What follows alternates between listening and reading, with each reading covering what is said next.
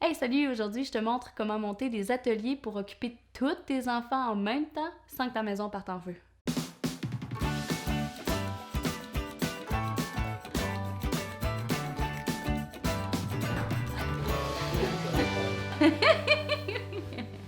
Bienvenue à la petite école! Je m'appelle Evelyne, je suis une enseignante. Je m'adresse aux parents qui ont des enfants d'âge scolaire et préscolaire et qui aimeraient en apprendre un peu plus sur la pédagogie et l'éducation des enfants.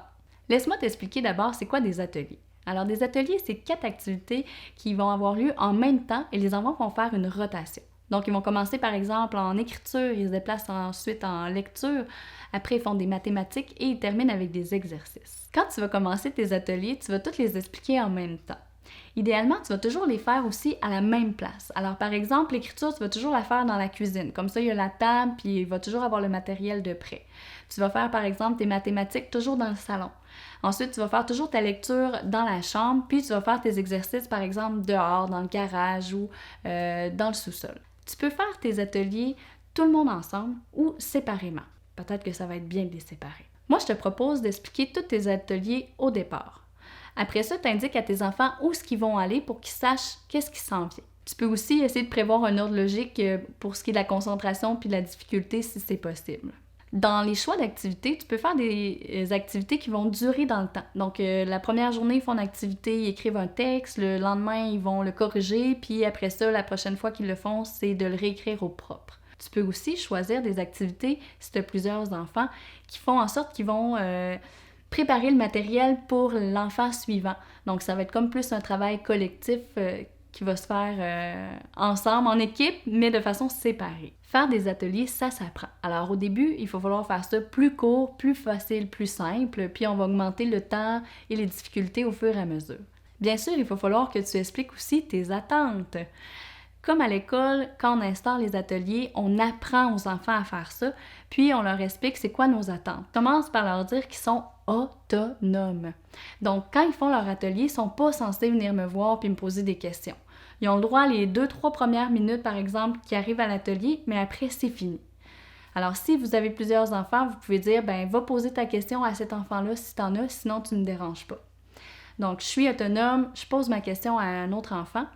Après ça, il y en a souvent qui vont venir nous voir pour nous dire « J'ai fini! » Eh bien, tu leur dis « Tu viens pas me dire que tu as fini. Si tu as fini, tu refais l'activité, tu lis ou tu dessines. » Alors peut-être leur prévoir ce matériel-là dans chaque atelier pour être sûr qu'ils vont s'occuper quand ils vont voir terminer l'activité. Après ça, je mettrais de ramasser le matériel qu'on a utilisé ou tout simplement de le replacer pour la personne qui s'en vient après nous.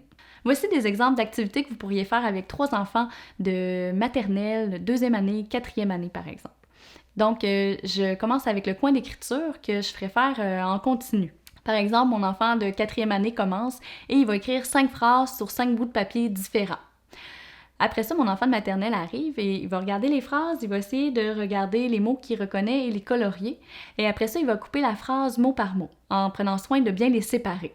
Parce que mon enfant de 2e année qui arrive, lui, il va essayer de reconstruire la phrase dans un ordre logique.